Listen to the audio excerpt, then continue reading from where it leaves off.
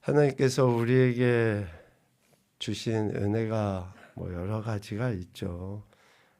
창세기 1장 27절 28절에 보면 하나님이 하나님의 형상대로 우리 인생을 창조하신 목적에 대해서 이야기하고 있어요.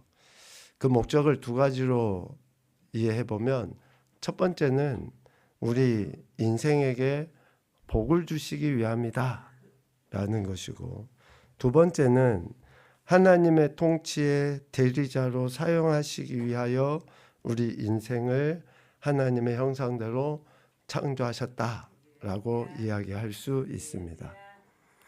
우리 인생은 다른 피조물과 다르게 하나님의 형상대로 지음을 받았는데, 이 두 가지 목적이에요. 첫째는 복, 두 번째는 통치의 대리자.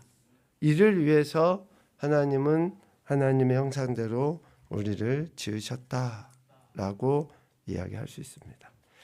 그래서 우리 인생 존재 자체가 복인 줄로 믿습니다. 우리 인생 존재 자체가 그래요. 사람들의 눈이나 또 아니면 우리가 처한 환경, 여건 이런 것과는 관계없습니다. 그래서 예수님 믿는 오늘 저와 여러분은 이 엄청난 복을 받은 존재로서의 삶을 살아가야 되는 거예요. 이것을 여러분 기억하시고 누리실 수 있기를 소망합니다. 그런데 처음 사람 아담은 이 복을 제대로 누리지 못한 거죠.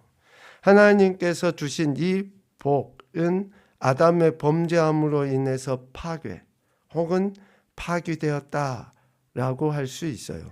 창세기 3장 17절과 18절 말씀을 한번 같이 읽어보겠습니다. 시작.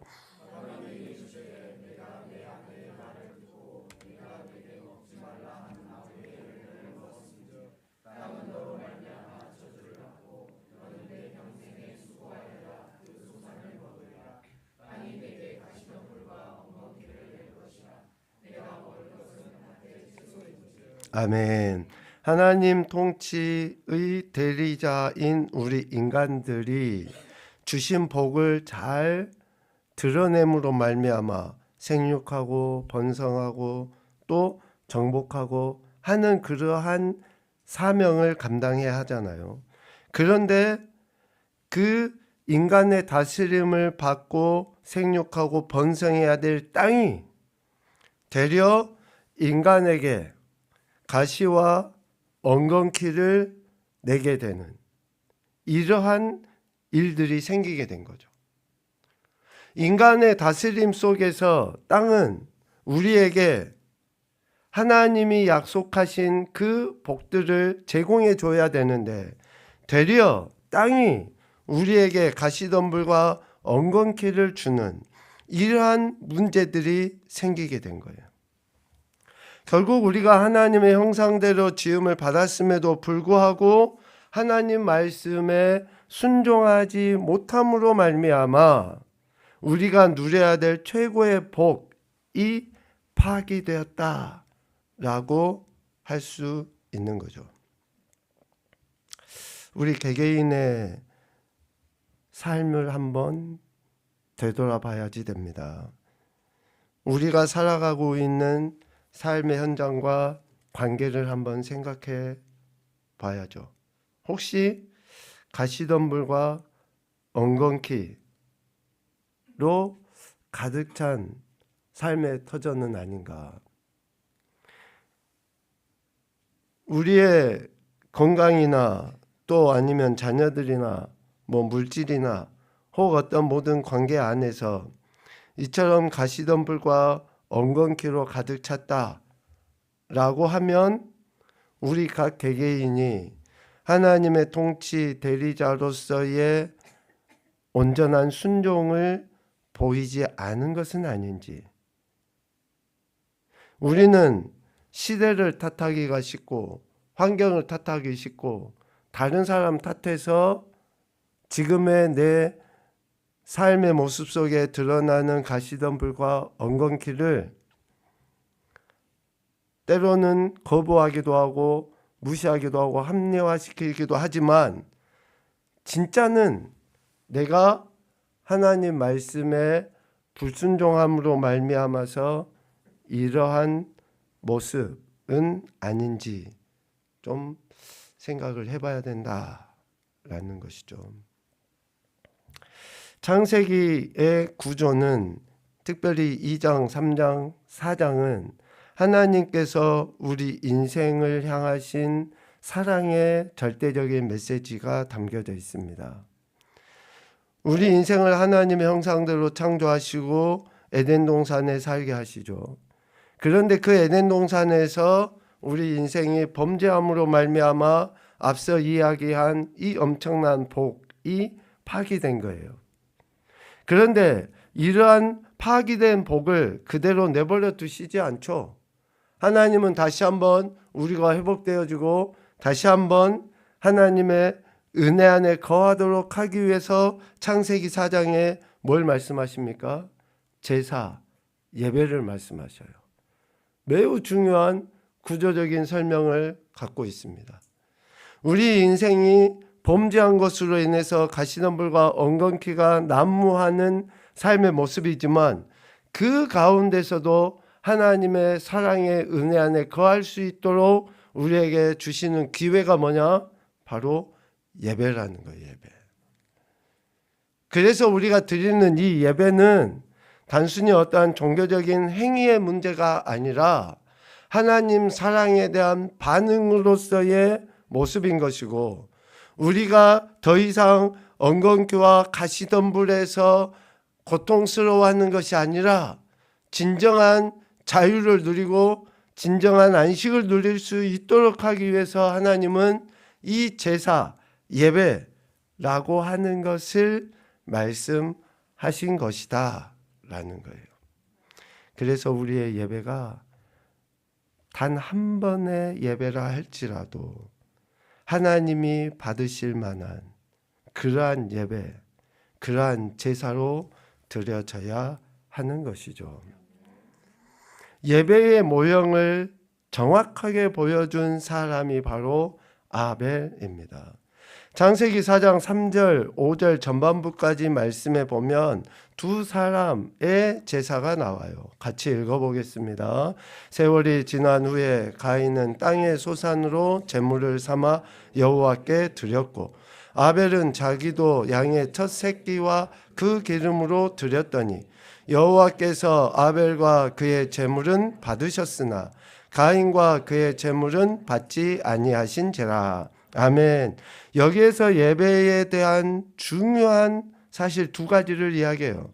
첫 번째는 예배는 누가 얼마나 많이 드렸느냐의 문제가 아니에요.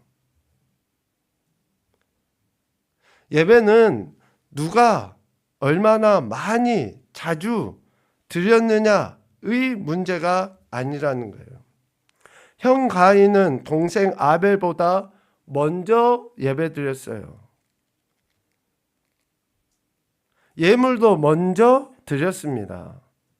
그런데 그의 예배는 하나님이 받지 않으셨다라고 이야기하잖아요. 예배와 예물을 먼저 드렸다, 또 얼마나 많이 자주 드렸다, 그것으로 인해서 하나님께서 예배를 받으신다 라고 하는 보장이 절대 없습니다. 먼저 된 사람이 있고 나중 된 사람이 있을 수 있죠. 그런데 먼저 했다고 해서 그것이 하나님이 받으실 만하다, 내가 많은 시간을 많은 양을 드렸기 때문에 하나님이 받으신다 라고 할 수 없다는 거예요. 두 번째 사실은 뭐냐? 그래서 예배는 믿음으로 드릴 때 하나님이 받으신다는 거예요. 믿음으로 드릴 때. 많이 자주의 문제가 아니라 믿음으로 드릴 때. 동생 아벨은 형 가인보다 예배도 늦게 드렸잖아요. 오늘 창세기 말씀을 보면. 그런데 예배도 늦게 드렸고 어쩌면 드리는 절차도 매우 복잡하고 까다롭잖아요. 곡식은 가루 빻아서 드리면 조금 수월하지만 물론 키우는 과정이나 이런 게 어렵긴 하죠. 그런데 그 예배를 드리는 그 행태 자체, 곡식으로 빻아서 드리는 것과 양의 첫 새끼를 잡아다가 기름을 가지고 제사 드리는 그 번잡하고 번거로움이 있음에도 불구하고 아벨은 그러한 일들을 한 거죠. 그러한 행위 자체가 어디에서 나온 거라고 히브리서 기자는 우리에게 이야기합니까? 히브리서 11장 4절에 보면 믿음으로 나온 것이다 라고 이야기해요. 믿음으로. 제가 읽어드리겠습니다. 믿음으로 아벨은 가인보다 더 나은 제사를 하나님께 드림으로 의로운 자라 하시는 증거를 얻었으니 하나님이 그 예물에 대하여 증언하심이라. 그가 죽었으나 그 믿음으로써 지금도 말하느니라. 아멘. 아벨이 드린 그 어쩌면 번잡하고 거추장스럽고 까다롭지만 복잡하지만 아벨이 드린 그 제사는 믿음으로 드린 제사이기 때문에 하나님이 받으셨다는 거죠. 그러면 반대로 가인의 제사는 믿음으로 드리지 않았다라고 하는 반증이죠. 예배는 이렇게 믿음으로 드려야지만이 하나님이 받으신다. 자주 드리는 거, 많이 드리는 거, 마음 없이 몸만 드리는 거, 우리는 예배를 드렸다라고 이야기하려는지 모르지만 받으시는 하나님께서는 그러한 예배는 받지 않으신다는 거예요. 제가 지금 이런 이야기를 할 때 여러분 마음속에서 목사님 감사합니다. 제가 예배 자주 못 드리는 것에 대해서 목사님이 어찌아시고 제 마음에 찔림을 덜어주시니 감사합니다. 그런 생각 가지시면 큰일 납니다. 제가 여러분에게 예배 자주 드리지 마십시오. 여러분 헌금하지 마십시오 이런 이야기가 아니에요.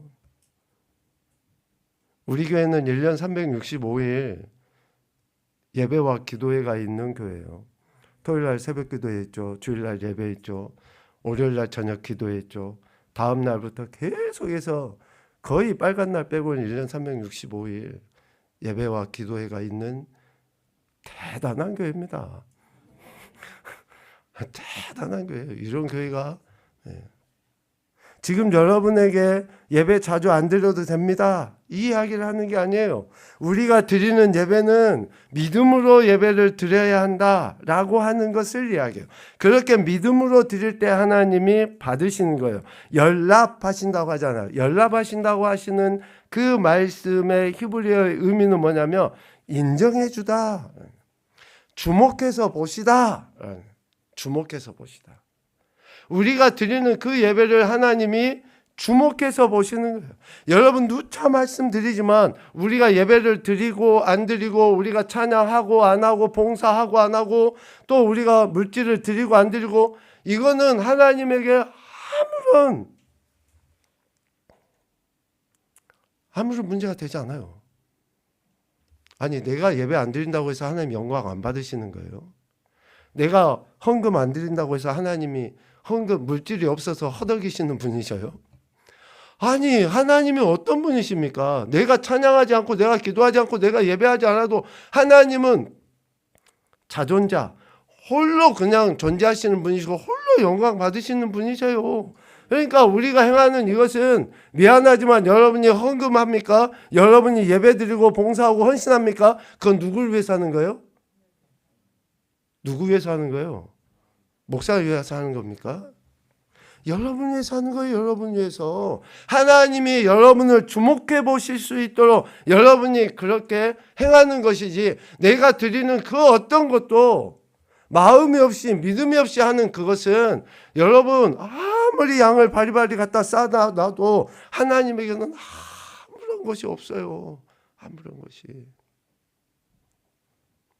이 말씀도 여러분 속에서 룰루랄라 하시면 안 됩니다. 아, 목사님이 이제 내게 자유를 주시는구나. 헌금 많이 안 드려도 전혀 불편함이 없이 내가 마음대로 살면 되겠구나. 이렇게 생각하시면 안 됩니다. 우리는 우리가 해야 될 몫을 하는 거예요. 그것을 통해서 하나님이 연락, 주목해 보시고 가치 있게 인정해 주시는 것만으로 되는 거예요. 왜 그러냐면, 왜 이런 이야기를 쭉 하냐면, 하나님께서 사울의 다음 왕으로 다윗을 세우려 하실 때에 하셨던 그 말씀은 이렇게 그 한 사람에 대해서, 그 한 사람의 마음에 대해서 매우 중요하게 여긴다고 하시는 그 말씀을 하시는 것이고, 우리가 지난 시간에 봤던 4장 12절과 13절 말씀도 똑같이 하나님은 우리의 어떤 행위나 우리의 어떤 이러한 모습의 문제, 양의 문제가 아니라 마음의 중심의 문제라고 하는 것을 이야기하시는 거예요. 사무엘상 16장 7절 말씀을 읽어봅시다. 시작.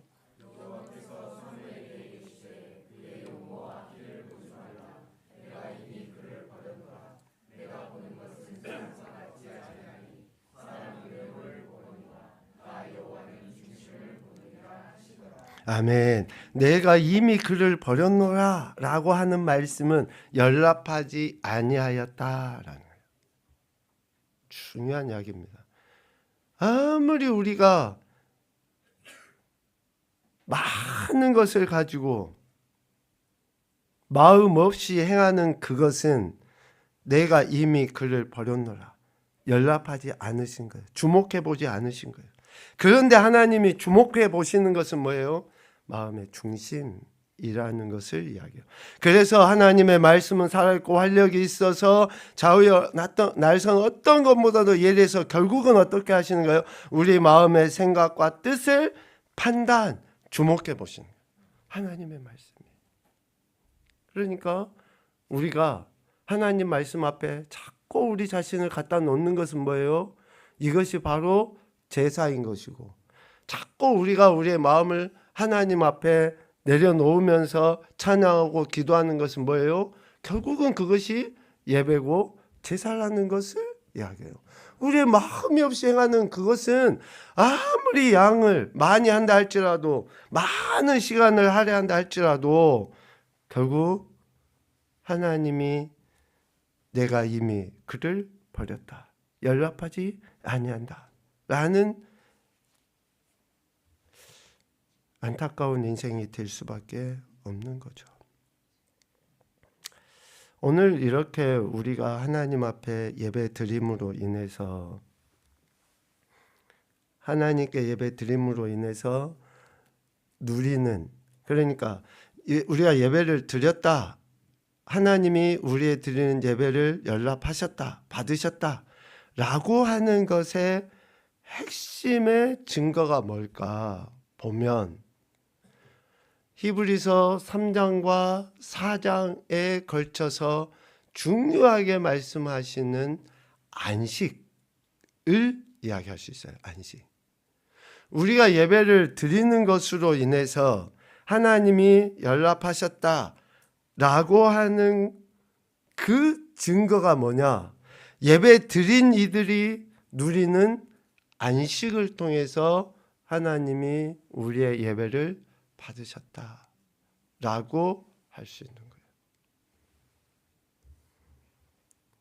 참 중요한 부분인 것 같습니다. 예배 드리는 것으로 인해서 단순히 자기 만족이나 연민이 아니고, 내가 할 거 해치웠다 가 아니라, 예배를 드리는 것으로 인해서 세상이 줄 수 없는 평안, 기쁨, 감사 등을 통해 우리가 드려진 예배를 하나님이 연락하셨는지의 여부를 우리 스스로 확신할 수 있어요. 이 자리에 몸은 와서 앉아 있는데 찝찝하고, 뭔가 1시간 앉아서 예배 드리는 이 자리가 매우 그냥 기쁨도 없고 감사도 없고 또 시간이 아깝다는 생각이 들고 뭔가 판단이 되어지고 이러쿵저러쿵 말의 거리들만 자꾸 나오고, 이것은 내가 아무리 1시간 꼼짝 않고 앉아서 예배 드렸다고는 하지만 그 예배를 과연 하나님이 연락하셨을까? 교회 분위기가 왜 이래? 사람들은 이러쿵저러쿵 하고, 목사님은 맨날 왜 이런 소리를 하지? 라고 하고, 내가 예배를 드리는 이 시간 속에 안식을 누리지 못한다고 하는 것은 결국은 내가 하나님께 예배 드리는 것이 아니라 내가 어떠한 자기 만족을 위해서 내가 예배를 안 드리면, 예배 드리러 내려오기 전에 어떤 영상을 하나 봤는데 어떤 분이 모태신앙이시기도 하시고 60년 넘게 교회를 이렇게 열심히 다니시고 봉사하시고 헌신하시고 헌금하시고 그렇게 하셨는데 얼마 전부터 교회를 안 나가게 되었다. 가정에서 가정예배를 드리게 되었다. 라고 이야기하시더라고요. 너무너무 가슴이 아팠습니다. 왜냐? 개인의 예배와 공동체의 예배, 삶의 예배가 각각 있어요. 왜 하나님께서 예수 그리스도를 머리로 하셔서 모든 지체들이 한 몸 된 공동체, 즉 에클레시아라고 하는 교회 공동체로 왜 세우셨습니까? 왜? 개인의 가정에서 드리는 예배 중요해요. 그런데 그 가정에서 드리는 예배가 좀 더 교회 공동체 안에서 서로 예수 그리스도 안에서 형제 자매된 지체들이 그 아버지 하나님께 감사 찬양 영광 올려드리는 이 공동체 예배가, 그럼 하나님 왜 만드셨어요 이것을? 그러한 가정 예배와 공동체 예배를 통해서 내 삶에서 실제적인 산 제물로 살아가는 삶의 예배가 이 트라이앵글처럼 뒷받침이 같이 되어져서 우리는 하나님의 자녀라고 하는 것을 드러내 보이는 것이지. 여러분, 그래서 우리는 이 예배를 드림으로 내가 교회 공동체 안에서든지 가정에서든지 삶의 현장에서든지 어디에서든지 우리가 세상이 줄 수 없는 그러한 안식, 평안을 누림으로 우리가 예배 드림이 하나님께 영광이고 우리에게 주신 은혜라고 하는 것을 경험하면서 살아가야 돼요. 이것이 예배의 핵심이에요. 예배의 핵심. 그래서 오늘 히브리서 기자는 3장 1절과 4장 14절 말씀에 똑같은 이야기를 하면서 우리에게 3장과 4장에 걸쳐서 안식이라고 하는 것을 가르쳐줘요. 여러분 3장 1절 말씀, 4장 14절 말씀에 보면 우리가 믿는 도리의 사도이시며 대제사장이신 예수 그리스도를 깊이 생각하라, 예수 그리스도를 굳게 붙잡아라 라고 이 구조로 이야기해요. 우리가 이야기하는 일명 샌드위치 기법이에요. 빵과 빵 사이에 그 중요한 안골을 넣어놓는 이 구조를 통해서 우리가 예배자로서 하나님 앞에 예배드림에 있어서 이 땅에서 누려야 될 안식, 그리고 완전한 하나님 나라에서 누려야 될 그 안식에 대해서 이야기를 하고 있는 겁니다. 여러분, 복받기 위해서 예배 드리는 게 아니에요. 제발. 내 문제가 해결되기 위해서 예배 드리는 게 아니에요. 내가 하나님의 자녀로서 하나님 아버지를 어떻게 영화롭게 하고 어떻게 그분을 기쁘시게 하며 내가 이 땅에서 하나님의 자녀로서 백성으로서 세상이 줄 수 없는 평화가 안식을 누리느냐의 문제가 예배인 것이지, 복받기 위해서, 문제 해결되기 위해서, 인맥 쌓기 위해서. 여러분, 예배가 뭡니까? 예배가. 그래서 이 3장 1절과 4장 14절에 이 큰 두 축을 지금 이야기하는 거예요. 첫 번째는 예수 그리스도를 깊이 생각하라는 거예요. 우리 지난 시간에도 이야기했잖아요. 믿는 도리가 뭡니까? 우리의 고백이에요. 고백. 마음으로 믿었습니까? 그러면 입으로 시인해야죠. 삶으로 고백해야죠. 이것이 믿는 도리예요. 그 믿는 도리의 핵심은 다른 것을 믿는 게 아니에요. 아버지 하나님께서 나 같은 인생을 사랑하신다고 하는 것을 믿는 거예요. 여러분 믿습니까? 여러분 뭘 믿습니까 도대체? 하나님이 우리 문제 해결해 주신다고 하시는 그 성경 구절을 믿습니까? 하나님이 하늘에서 만나를 내려주시고 반석에서 물을 내주신다고 하시는 그 말씀을 믿는 거예요? 그러면 만나가 안 내려주면 안 믿을 겁니까? 반석에서 물이 안 나면 안 믿을 거예요? 하나님이 우리를 사랑하셔서 우리의 죄를 사해 주시고 의롭다고 해주신 그 하나 그 자체 그 전부를 우리는 믿는 거예요. 이것이 우리의 믿음의 고백이다. 하나님의 이러한 행위, 하나님의 모든 행위의 통칭은 결국 나 같은 인생을 사랑하신다고 하시는 그 사랑, 이것을 우리는 믿고 고백하는 거예요. 그래서 3장 1절에서는 이 믿는 도리를 깊이 생각하라 라고 이야기했잖아요. 묵상하라 라고 이야기했어요. 이렇게 왜 우리에게 깊이 생각하라고 했냐, 묵상하라고 했냐, 그거예요.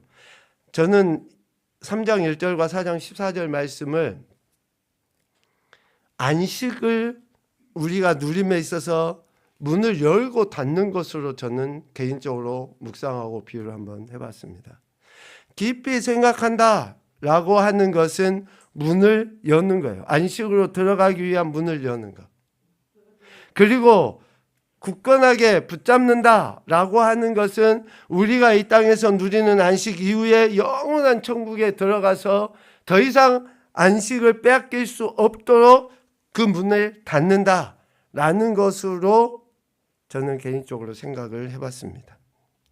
깊이 생각하는 것은 안식을 누리기 위해 문을 여는 거예요. 믿는 도리의 사도이시며 대제사장이신 예수를 깊이 생각함으로 우리는 더 이상 3장에서 이야기하는 것처럼 마음이 완고해지지 아니하고, 중요하죠.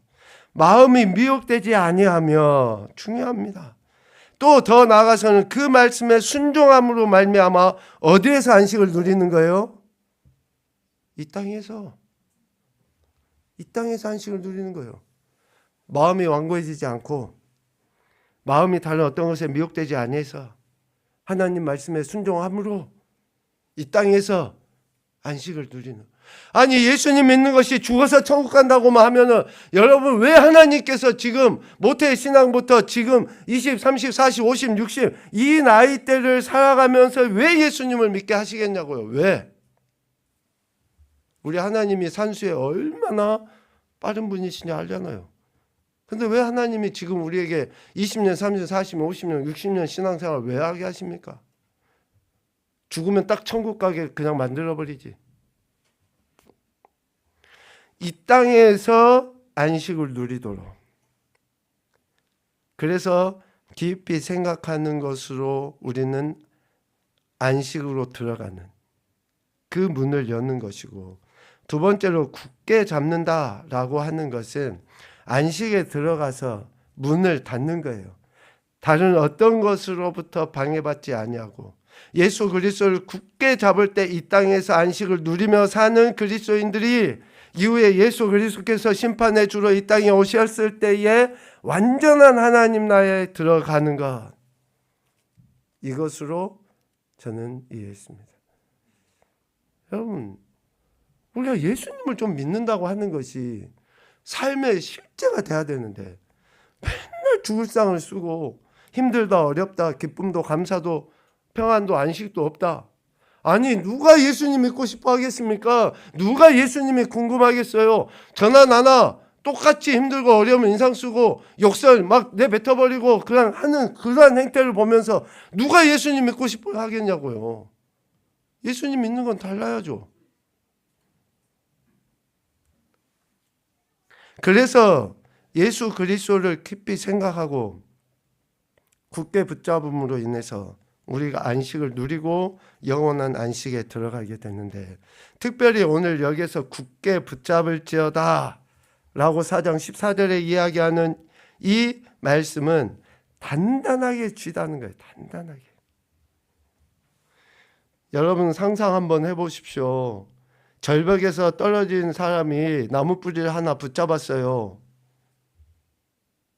어떻게 붙잡고 있을까요?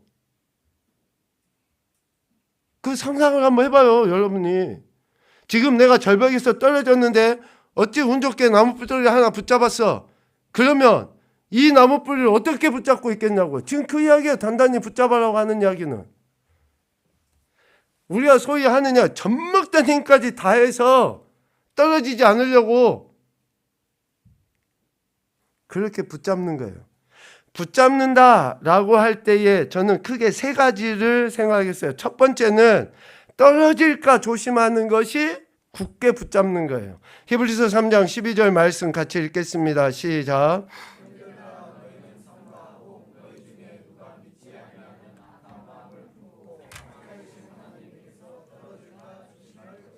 아멘. 하나님에게서 떨어지지 아니하도록 굳게 붙잡는 거예요.